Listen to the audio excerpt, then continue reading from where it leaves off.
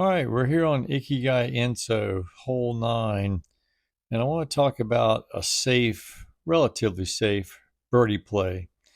Now, you almost always want to be playing all the Ikigai Enso holes for eagle. If you don't, you're likely to be leaving stroke to the field. But there are times when the birdie play makes sense, particularly on this hole. It's actually one of my least favorite holes in the valley, honestly, because I've had some just seemingly almost perfect drives that got punished off the tee here, either skipped OB or didn't get a skip. Uh, so I don't know. It just seems a bit like a poke and a hope. A lot of times, roll the dice as to whether you get a favorable result off the tee or not. But there's a couple situations that come to mind uh, that I think make sense about thinking, I'm just going to play this for birdie. One is you might be a multiplayer, and this is the last hole, and you just need a birdie to win. If you get a par or worse, you're going to forfeit the win or maybe the solo win. So you just say, I'm just going to play this for birdie. Another time, you might throw your glide skip bomber and doesn't skip. I've had that happen a lot on this hole. It just gets a nerve skip, and you're left up at the top here with a decision to make. So I think one of the key things about a safer birdie play is to not run the island where the green is. So let's take a look at it. So this is what I've come up with for the birdie play. Taking the glide sapphire, you can leave the default aim, come down to about right here, and just try to land safely at the top of the hill here. Now here's where I think a lot of people go wrong, because the temptation is to try to land on this island, but it's very tricky. You can do it, but there's a couple rocks you can skip off of. There's trees you can hit and plop in the water. The basket itself is right near the edge of the water.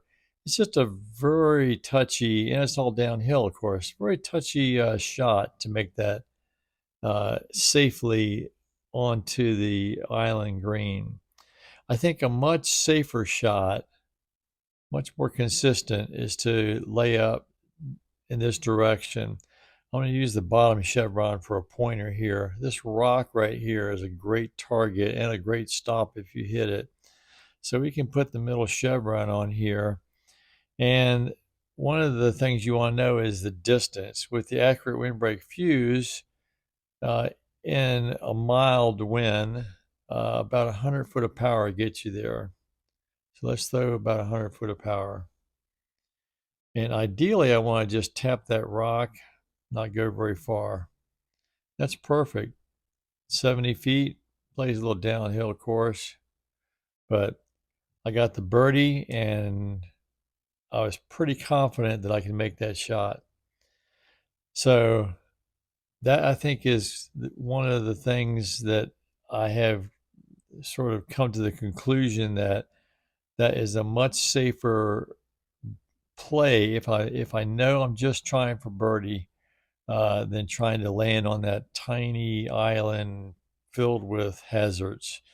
So again, accurate glide sapphire, and this works in pretty much any wind. You have to adjust the second shot in some winds, but here we got a nice one wind, so we're going to go 100 feet again or so. Might go a little bit less. Just get near that rock. That's going to be about 80 feet, 70 feet. Again, place a little downhill. Safe birdie. Much safer, much less stress than trying to land on that tiny island. So we'll do one more. This is a little trickier wind. You may have to adjust this shot off the tee even for some of the more adverse winds. But as you can see, it's pretty reliable. And I got a 3 tailwind here, so I'm not going to go quite 100 feet. I'll back up to about 70 or so here.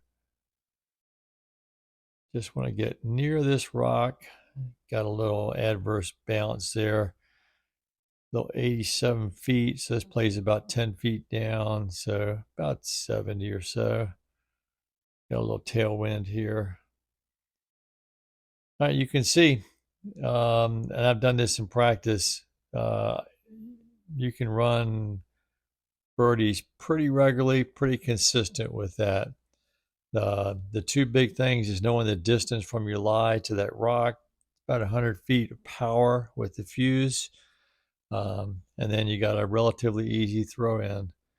So the next time you find yourself, either your skip didn't skip and you're stuck at the top of the hill, or you just say to yourself, I really just want a birdie here. Just give me a birdie, please. Try that approach.